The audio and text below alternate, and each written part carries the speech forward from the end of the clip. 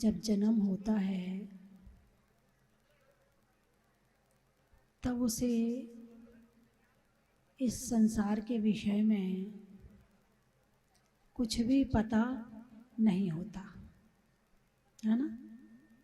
जब छोटा सा बच्चा होता है वो कुछ जानता है क्या? नहीं जानता है। कौन सिखाता है उसे?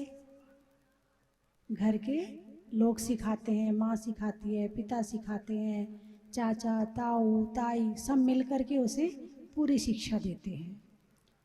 बच्चे को जन्म के बाद घर वाले कौन सी शिक्षा देते हैं? त्याग की, वैराग्य की या मोह माया की? अरे बोलिए ना। घर वाले जो हैं वो कौन सी शिक्षा देते हैं? मोह माया की। कि बचपन से सिखाते बेटा शरीर अलग है, आत्मा अलग है, हम तेरे कोई नहीं है, माँ तेरी कोई नहीं होती, पिता तेरा कोई नहीं होता, तू अकेला आया है, अकेला जाएगा। ऐसी शिक्षा देते हैं या ये कहते मैं तेरी माँ हूँ, ये तेरे पिता है, ये तेरे चाचा है, ये तेरी चाची है, ये सोना है, ये चांदी है, ये खाना है, ये कपड़ा है, ये ऐसे कमाया जाता है, ऐसे लिया जाता है, ऐसे किया जाता है। कौन सी वाली शिक्षा देते घर वाले? अरे बोलिए ना। मोह है और माया। यानी कि जो जैन धर्म में जन्म नहीं लेता है वो बेचारा तो कभी ये जान ही नहीं पाता है कि आत्मा और परमात्मा क्या है, कि मैं भी भगवान बन सकता हूँ, कि मेरे अंदर भी आत्मा है। यदि वो जैन धर्म में जन्म ना ले तो शायद वो इस बात को कभी जान ही नहीं पाता है। संसार में इतनी लड़ाइयाँ क्यों हैं, इतने कलेश क्यों हैं? इसी कारण से है कि जब वो ये जान नहीं पाता है कि ये अलग है और मैं अलग हूँ, तो उन वस्तुओं के लिए फिर लड़ाई भी करता है, झगड़े भी करता है, राजनीति भी करता है, उल्टे सीधे काम भी करता है, चोरी भी करता है, हिंसा भी करता है, झूठ भी बोलता है, वो सारे काम करता है। अभी किसी जैनी के, मैं एक नहीं कई जैनियों से सुना है मैंने, बोले देखो बाजार में देना भी बहुत है और लेना भी बहुत है, लेकिन हम लेने वाले से तो कुछ नहीं कहते हैं, जिनसे उन्हें लेना है उनसे तो हम कुछ नहीं कहते हैं, मगर जिनको हमें देना है उनको हम जरूर देते हैं। ये किसके संस्कार हैं? जैनी के संस्कार हैं। किसके संस्कार हैं ये?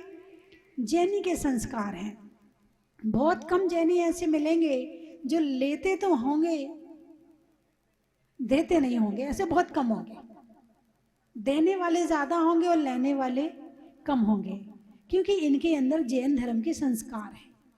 और वरना आप जिस परिवेश में पल रहे हैं, जिन चीज़ों को आप देख रहे हैं, जिसे आप मनोरंजन का साधन समझ रहे हैं, वहाँ जरा जरा सी बात में बंदूक चल जाती है, जरा जरा से पैसे के लिए एक दूसरे को जान से मार दिया जाता है, चाहे वो अपना ही भाई क्यों ना हो। वहाँ बाप बड़ा ना भैया, और सबसे बड़ा रुपया। वहाँ कोई किसी का नहीं है, वहाँ भी कोई किसी का नहीं है धन के लिए, वहाँ कोई किसी का नहीं है धन के लिए, और यहाँ कोई किसी का नहीं है आत्मा के लिए। शब्द वही है, शब्द वही है। वहाँ पर कोई किसी का नहीं है, धन है वो मेरा है, तेरा नहीं है। लेकिन यहाँ आत्मा मेरी है, मेरी आत्मा मेरी है, और तेरी आत्मा तेरी है। तो बचपन से एक बच्चे को संस्कार दे दिए जाते हैं, मैं तेरी मम्मी हूँ, मैं तेरा पापा हूँ, मैं तेरा चाचा हूँ, ये तेरी बुआ है, ये तेरी मौसी है। घर में किसी ने नहीं बताया कि बेटा तेरी आत्मा अलग है और हम सब तेरे से। किसी ने बताया क्या? नहीं बताया। बचपन से क्या सिखाया बच्चों को? तेरा मेरा। तेरा मेरा कौन सा वाला? ये पड़ोसन है और ये मैं हूँ, मैं तेरी हूँ, ये पड़ोसी तेरे। ये वाला तेरा मेरा तो सिखाया है, मगर आत्मा अलग है और शरीर अलग है, ये वाला तेरा मेरा नहीं सिखाया है। यही तो दिक्कत है। जब तक जो बांस का पौधा छोटा होता है तो उसको जैसा मोड़ दोगे मुड़ जाएगा। जब वो बांस बन जाता है फिर मुड़ नहीं पाता है। जब तक वो साधुओं की संगति में आता है, जब तक वो धर्म की संगति में आता है, जब तक ये जान पाए कि धर्म क्या होता है, तब तक वो घर के जो संस्कार हैं उससे सींच दिया जाता है, उससे बड़ा कर दिया जाता है। इसीलिए तो धर्म समझ में नहीं आता है। धर्म समझ में नहीं आने का कारण क्या है? यही है कि जो आपने संस्कार बचपन में दे दिए, घुट्टी में पिला दिए। किस में पिला दिए? मोह और माया के संस्कार घुट्टी में पिला दिए हैं। अब वो संस्कार इतने मजबूत हो गए हैं, अब उसे साधु संत बताएंगे, भगवान बताएंगे तो ऊपर ऊपर से तो कहेगा, मगर अंदर से बात समझ में नहीं आती है। ये बड़ी मार्के की बात है, बड़ी गहरी बात है। थोड़ा सा वॉल्यूम बढ़ाना। कि जब बचपन में जो हमारी माताएं होती हैं, बचपन के घुट्टी में थोड़ा थोड़ा संस्कार दे दें तो शायद बड़े होके धर्म उसे जल्दी समझ में आ जाए। एक लड़की ने किसी अजैन से शादी कर ली। किससे शादी कर ली? अजैन से शादी कर ली। अब शादी करने के बाद वो तो चली गई, भाग के पहुंच गई उसके घर। घर वाले परेशान। अब घर वाले परेशान तो जो उसके पिता थे उसकी टीचर के पास गए। बोले मेरी बेटी आपकी बहुत बात मानती है और आप उसको समझाओ कि वो घर वापस आ जाए। कोई बात नहीं, वो चली गई। थोड़ा सा बढ़ाना। वो चली गई, हम उसे घर में वापस रखने के लिए तैयार हैं, आप उसे जाकर के समझा दो। जब टीचर और उसके पिता उसके पास पहुंचे तो काले रंग के कपड़े पहने हुए थी और वहां के रहन सहन में ढल चुकी थी और वहां पर वो रहना, महीने 2 महीने हो गए होंगे, वो रहना सीख चुकी थी। तो जब उसके पिता और टीचर वहां पहुंचे, उससे कहा बेटी चल। बोले नहीं जाऊंगी। बोले क्यों नहीं जाएगी? बोले यहाँ आकर मुझे बहुत अच्छी अच्छी शिक्षाएं मिली हैं। धर्म क्या होता है ये समझाया है, धर्म के प्रति कैसे समर्पण भाव किए जाते हैं ये समझाया है, कैसे एक घर में इतने सारे लोग इकट्ठे होकर रहते हैं। हमारे घर में क्या है, इतने लोग इकट्ठे रह नहीं सकते हैं, लड़ते हैं, सब अलग अलग रहना चाहते। यहाँ देखो इतने सारे और इकट्ठे मिलजुल करके रहते हैं। और यहाँ पर आकर मुझे धर्म समझ में आया कि धर्म होता क्या है। आपने तो मुझे बचपन से धर्म ही नहीं सिखाया है। कैसे समर्पित भाव होते हैं धर्म के प्रति, कैसे हम धर्म किया जाता है, कैसे हम दुआ मांगते हैं, कैसे हम भगवान से प्रार्थना करते हैं, कैसे हम वैराग्य भावना पढ़ते हैं, ये आपने तो कुछ समझाया ही नहीं था। यहाँ आकर समझ में आया है कि धर्म क्या होता है। उनके पिता का सर झुक गया कि वास्तव में ये गलती तो मेरी रही है। कभी पूजा नहीं सिखाई, कभी भक्ति नहीं सिखाई, कभी भजन नहीं सिखाया, कभी मंदिर जाना नहीं सिखाया। और जब मेरी लड़की चली गई, अब संस्कार तो थे नहीं उसके अंदर, तो उसे जो संस्कार मिले उसने वो ले लिए। या तो तुम दे दो, क्या?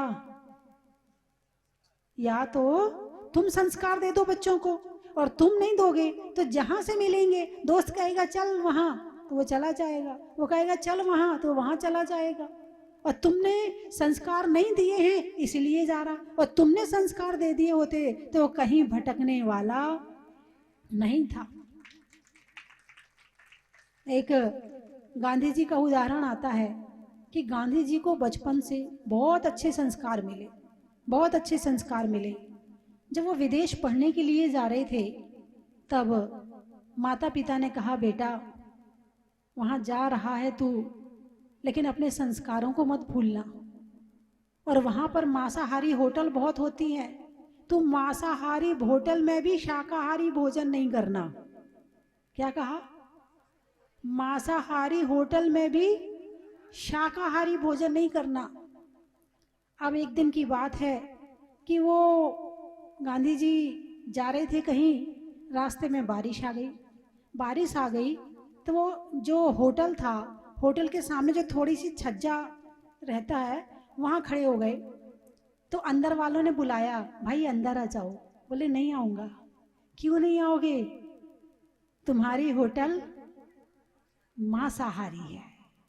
वो भीगते रहे बाहर खड़े होके, आधे भीगते रहे आधे सूखे में रहे, वो परेशानी सहन करते रहे, लेकिन वो होटल के अंदर नहीं गए। क्यों नहीं गए? क्योंकि उनके अंदर संस्कार थे। किसने संस्कार दिए थे? उनकी माँ ने संस्कार दिए थे। उनकी माँ ने उन्हें ऐसे संस्कार दिए थे कि वो विदेश में भी जाकर के उन्होंने उन संस्कारों को बनाए रखा। अब देखिए, एक और बात मुझे याद है, बात तो बहुत दिनों पहले की है मगर याद आ गई इसलिए बता रही हूँ कि एक गांव में मैं थी। तो जब मैं एक गांव से दूसरे गांव जाती हूँ, शहर जाती हूँ, तो लोग आते हैं।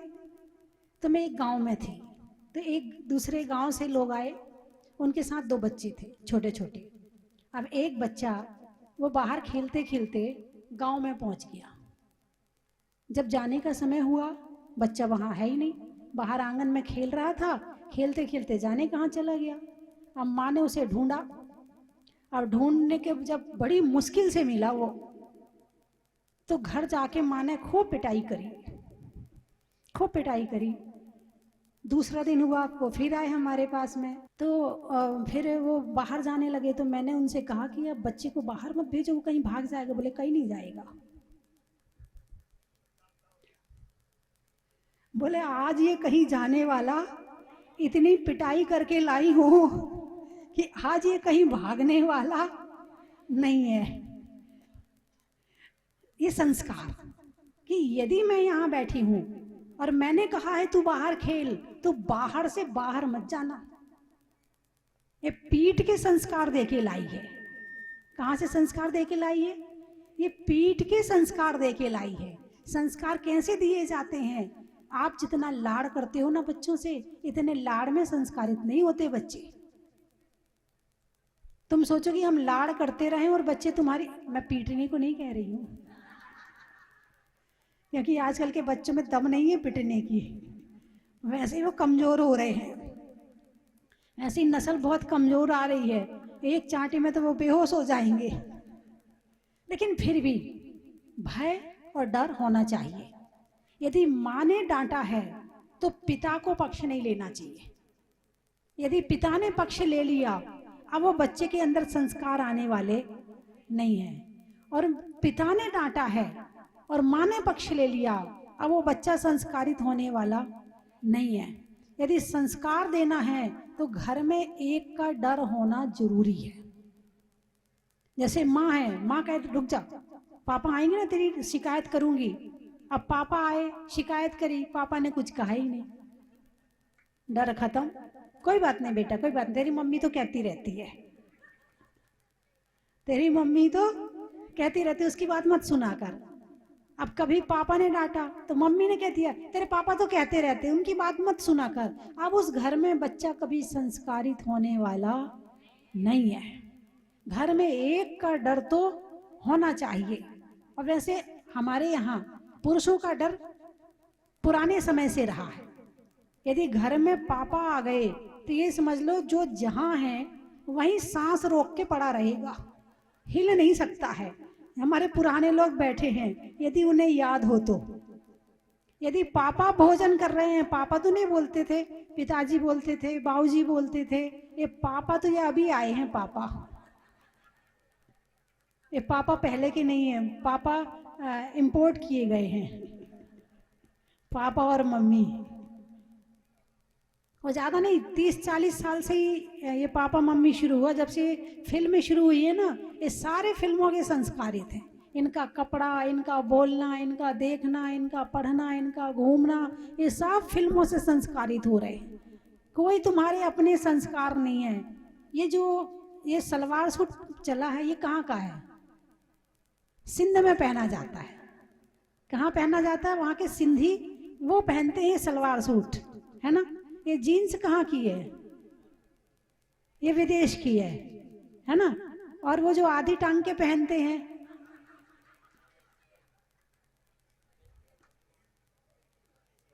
और बिल्कुल जो हमारे यहाँ उसको हाफ पैंट बोलते थे पहले, हाफ पैंट। जो लड़के होते थे उन्हें 10-12 साल तक हाफ पैंट पहनाया जाता था।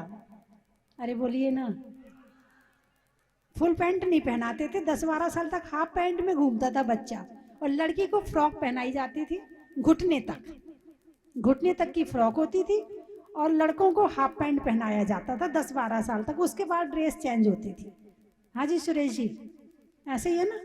हाँ, अब वो 12 साल की लड़की वो हाफ पैंट पहन के आती है। नहीं, इसमें कमी उस लड़की की नहीं है, तुम्हारी है, तुम पहनाती हो। अब वो 12 साल की, 14 साल की, आजकल के बच्चे बचपन में ही जवान हो रहे हैं। बचपन तो खत्म ही हो गया बच्चों का। तुम सोचो इनका भोलापन ये तुम्हारे जैसे हो तो ये वो वाला नहीं रहा है। टीवी ने और मोबाइल ने सब बच्चों को जवान कर दिया है। अब इनको आप छोटा मत समझो, तुम ये मत समझो ये कुछ जानता नहीं है। अब वो तुमसे ज्यादा जानता है। तुम जितना नहीं जानते, तुमसे ज्यादा दिमाग तेज है, वो तुमसे ज्यादा जानता है। अभी कल एक लड़की आई थी, वो इतने इतने कपड़े पहने हैं। अब किसकी थी वो तो आप ही जानो। मैंने तो वो डाल दिया, दाना डाल दिया, वो पानी डाल दिया। अब गड्ढा जहां होगा पानी भर जाएगा। ये लड़कियों को हाफ पैंट पहनाना बंद करो। बचपन से पहनाओगी, फिर बड़े होकर वो खुद पहनेंगे। बचपन में तो तुमने पहनाया, अरे छोटा है, छोटी है ना, कोई बात नहीं, छोटी है। अब तुमने पहना के उसे संस्कार दे दिए। क्या कर दिए? संस्कार दे दिए। और अब वो बड़ी हो गई ना, अब वो नहीं मानेगी। क्या होता है मम्मी, सब पहनते हैं ना, तुम्हें क्या करना है? ऐसा हो रहा है तो क्या हुआ, पहन लिया तो क्या हुआ? तुम्हें ऐसे जवाब देगी कि तुम चुप हो जाओगी, फिर तुम नहीं बोल पाओगी। और जितनी बुआ यहाँ बैठी है ना, अपने भतीजियों को ऐसे कपड़े भेंट ना करें।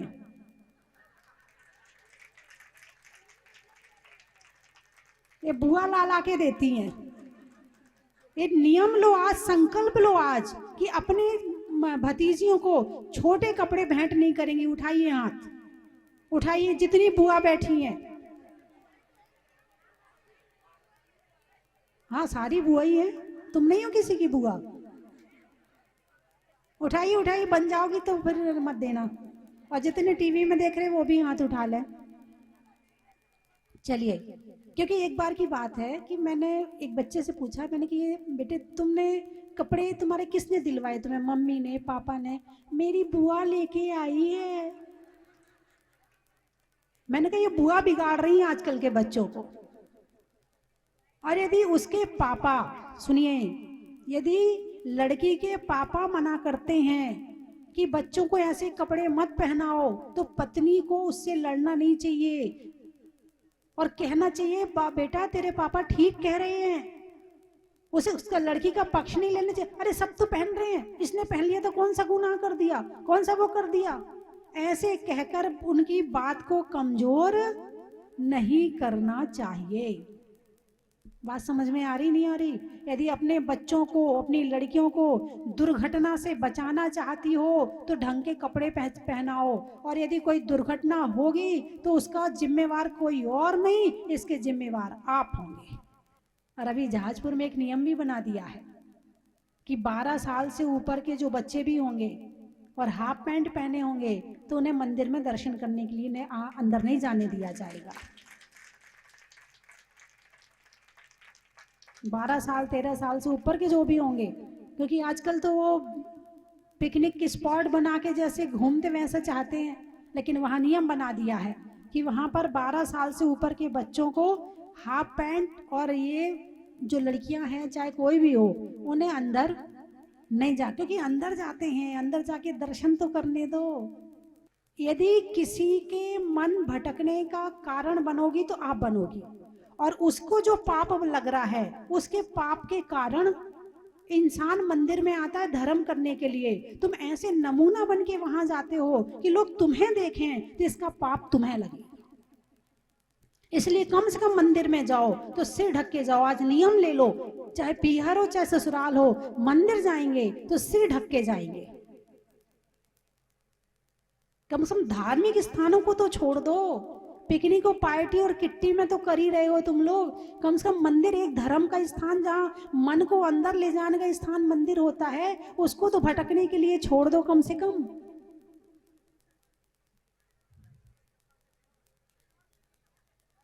अब क्या करें, महंगी महंगी पिन लगा के आती हैं, बाल उड़ा के आती हैं, तो अब वो सिर ढक लेंगी तो सब गड़बड़ हो जाएगा मामला।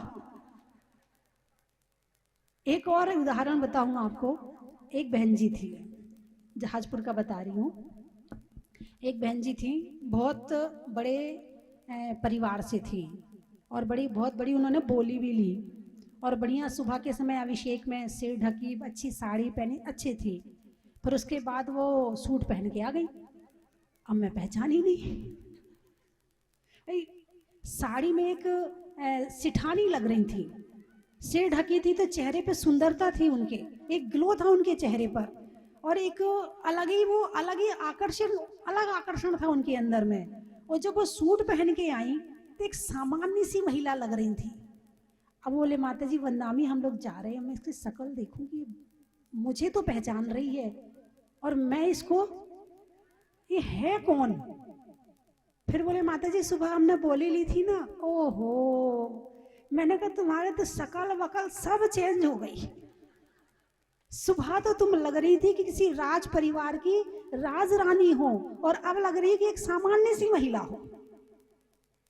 मतलब तुमने खुद ही को सामान्य बना लिया, खुद ही को ही ऐसा, मतलब नीचे गिराने में तुम खुद कारण हो, दूसरा कारण नहीं है। और आज बड़ा अच्छा कार्यक्रम हुआ।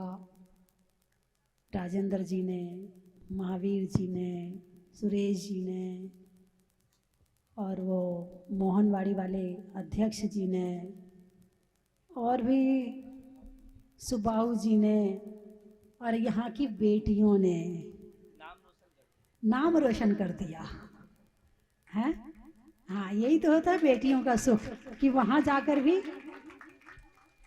बहुओं ने, बहुएं तो सबसे आगे, बहुएं तो हैं ही यहीं की। बहुत बढ़िया, बहुत अच्छा कार्य किया है। और आपके जो समाज के गोनेर के मुख्यमंत्री जी के तरुण जैन, नाम भी तरुण जैन है, ये कभी बूढ़े नहीं होंगे, इनका नाम ही तरुण है। एक और यहाँ के युवा मंडल ने और यहाँ के पुरुष मंडल ने और यहाँ के महिला मंडल ने जो उत्साह दिखाया है वो वास्तव में अन्य समाज के लिए अनुकरणीय है। इस दो घर की समाज में लग नहीं रहा है कि मैं दो घर की समाज में बैठूं। भैया इनकी भी तो फोटो लो जरा। नदी में नाव का, शरीर में पांव का और गौनेर की बहुओं का बड़ा ही महत्व है। नहीं आने में आंसू का, नाम में बासु का और गौनेर की सासू का बड़ा ही महत्व है। रसोई में आटा का, फूल में कांटा का और गौनेर के बेटा का बड़ा ही महत्व है। स्वर्ग में सुर का, स्वर्ग में सुर का, गाने में सुर का और गौनेर के ससुर का बड़ा ही महत्व है। भगवान में भामंडल का, साधुओं में कमंडल का और गौनेर के युवा मंडल का बड़ा ही महत्व है। 10 लक्षण में 10 का, घूमने में बस का और चढ़ाने में शिखर पर कलश का बड़ा ही महत्व है। नहीं करने में जाजा का, बजाने में बाजा का और चढ़ाने में ध्वजा का बड़ा ही महत्व है। लिखने में पत्र का, पूजा में अत्र अत्र का और चढ़ाने में छत्र का बड़ा ही महत्व है। जंगल में शेर का, फलों में बेर का और कार्यक्रम होने में गोनेर का बड़ा ही महत्व है। प्रात्यार्य शोभन पदपदाय गामलिमुरी बीजाय रुद्र शांति प्राणाम सर्व शांति ओम ह्रीं श्री शांतिनाथाय धुंधवे सत्प्रातरे मंडिताय धुंधवे सत्प्रातरे शोभन पदपदाय राम ईश्वरियों बीजाय रुद्र शांति प्राणाम सर्व शांति ओम ह्रीं श्री शांतिनाथाय त्रिछत्र सत्र प्रात्यार्य मंडिताय त्रिछत्र सत्प्रातरे शोभन पदपदाय खमलिमुरी बीजाय शांति प्राणाम सर्व शांति ओम ह्रीं श्री शांतिनाथाय महामंडल सत्प्रातरे मंडिताय महामंडल सत्प्रातरे शोभनप्रदाय कलशारोहण ध्वज स्थापना महोत्सव सर्वज्ञ स्वदिम्नि घोषणा घेरे में नहीं ज्ञाने को ज्वाला देखा जगत ना चलती कभी तक हम तुम्हारे में बनिया महताई विचार सुंदर धूल बनी आदि तक नहीं आई हमें निपुण चरण पे लाई मेरी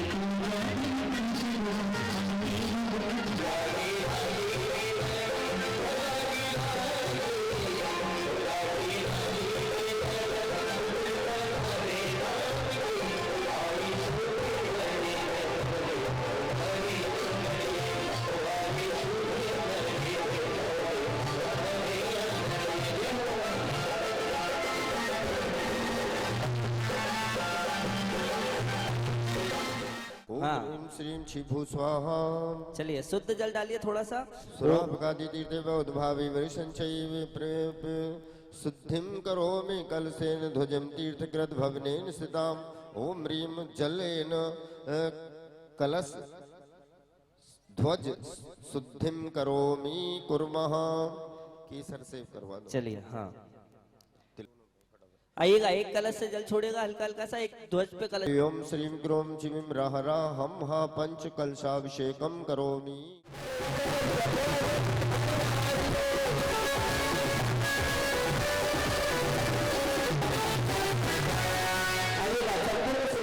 छटा निराली प्रभु के चरण तले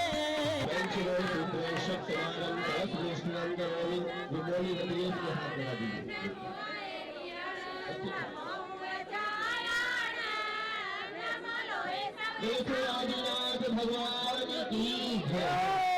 आदिनाथ भगवान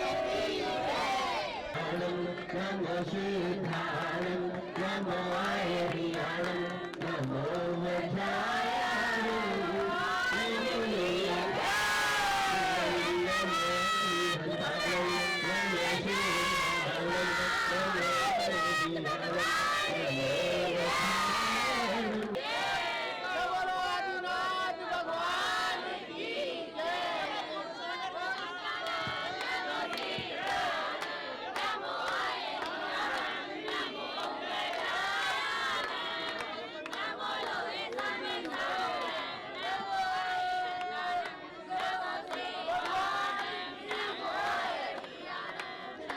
ध्वजा रखती है और ध्वजा फहराती है, उसी के समान वहां के समाज का उस परिवार का यश दसवें दिशाओं में फहराता है।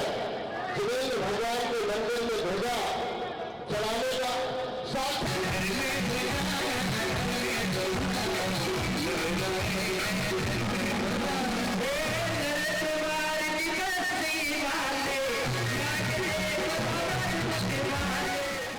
नैऋत्र कलसेन शुद्धिं करोमि ओम ह्रीं वरुण कलसेन शुद्धिं करोमि ओम ह्रीं पवन कलसेन शुद्धिं करोमि ओम ह्रीं कुबेर कलसेन कलश ध्वज शुद्धिं करोमि ओम ह्रीं ईशान कलसेन कलश ध्वज शुद्धिं करोमि ओम ह्रीं गरुण्मत कलसेन कलश ध्वज शुद्धिं करोमि ओम ह्रीं मरकतमणि के कलसेन कलश ध्वज शुद्धिं करोमि ओम ह्रीं गांगे कलसेन कलश ध्वज शुद्धिं करोमि ओम ह्रीं हाटक कलसेन कलश ध्वज शुद्धिं करोमि ओम ह्रीं हिरण्य कलश शुद्धिं कलश वेदिका कलश ध्वज दंड शुद्धिं करोमि स्वाहा। ओम ह्रीं कनका कलशं शुद्धिं वेदि कलश ध्वज दंड शुद्धिं करोमि स्वाहा। ओम ह्रीं अष्टापद कलशं ध्वज कलश शुद्धिं करोमि स्वाहा। ओम ह्रीं महारजत कलश ध्वज कलश शुद्धिं करोमि स्वाहा। ओम ह्रीं आनंद कलश ध्वज कलश शुद्धिं करोमि स्वाहा। ओम ह्रीं नंद कलश ध्वज कलश शुद्धिं करोमि स्वाहा। ओम ह्रीं विजय कलश ध्वज शुद्धिं करोमि स्वाहा। ओम ह्रीं रजित कलश ध्वज कलश शुद्धिं करोमि स्वाहा। ओम ह्रीं अपराजित कलश ध्वज शुद्धिं करोमि स्वाहा। ओम ह्रीं शतानंद कलसेन कलश ध्वज शुद्धिं करोमि ओम ह्रीं मान इष्टानंद कलसेन कलश ध्वज शुद्धिं करोमि ओम ह्रीं कुंद कलसेन कलश ध्वज शुद्धिं करोमि। मेरी गुरु मैया के लिए जो आ गए कोनेर में, जो आ गए कोनेर में उद्धार के लिए एक बार तो हाथ उठा लो मेरी गुरु मैया के लिए। एक बार तो हाथ उठा मेरी गुरु मैया के लिए। दोनों हाथ उठाए।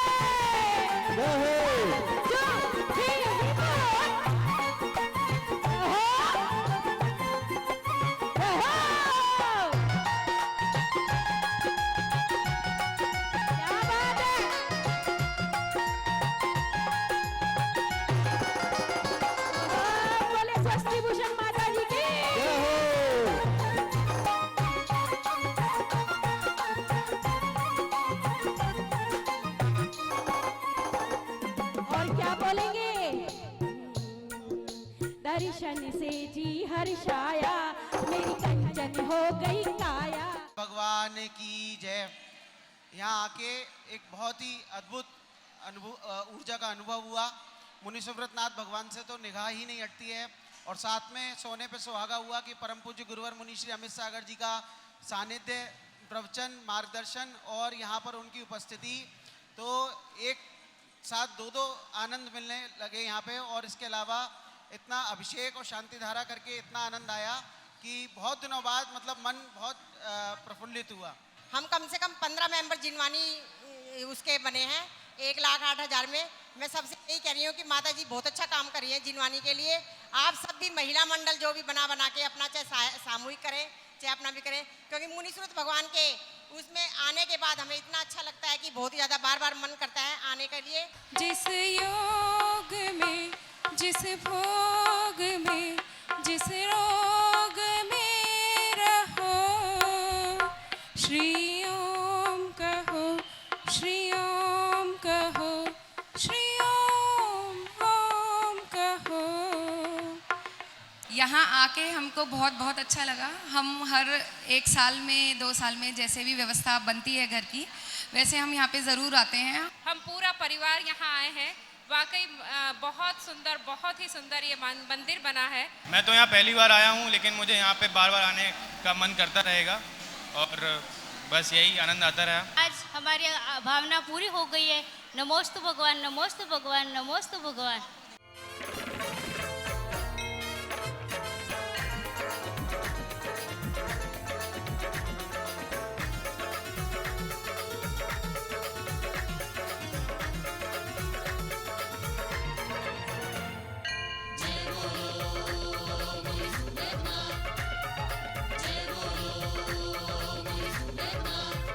मुनि सुव्रत है महिमा के धारी, सारे जग के हो तुम तारणहारी।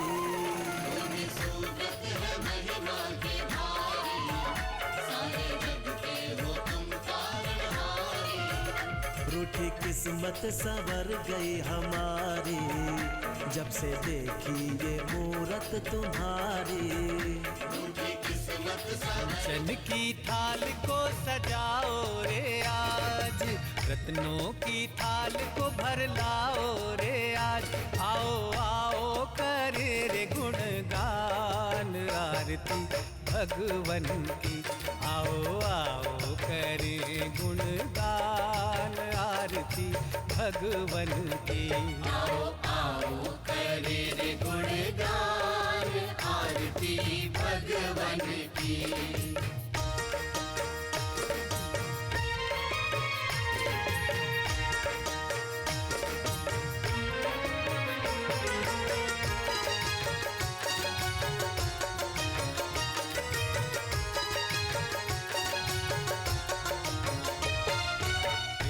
सुमित्र के राज दुलारे, माँ पद्मा जी के नैनों के तारे। पिता सुमित्र के राज दुलारे, माँ पद्मा जी के नैनों के तारे। राजगृही में जन्म लियो आप, राजगृही में जन्म लियो आप। आओ आओ मनाए खुशी आज आरती भगवन की। परम विदुषी लेखिका गणिनी आरिका रत्न श्री 105 स्वस्ति भूषण माता जी, जिन्होंने मात्र 20 वर्ष में 100 से भी अधिक किताबें लिखकर जैन समाज को अनूठा योगदान दिया है। बड़े बड़े विधान जैसे कल्पद्रुम महामंडल विधान, सिद्ध चक्र महामंडल विधान, इंद्रध्वज महामंडल विधान एवं विशेष जिनपद, पूजांजलि आदि महत्वपूर्ण साहित्य बहुत ही सरल व सुबोध शैली में लिखे हैं, जिसमें गद्य एवं पद्य साहित्य भी समाहित है। इन महान साहित्यों को पढ़कर आप भी अपने ज्ञान का विकास कर सकते हैं। साहित्य प्राप्त करने हेतु आज ही संपर्क करें। संपर्क सूत्र 7906062500 98683 45768।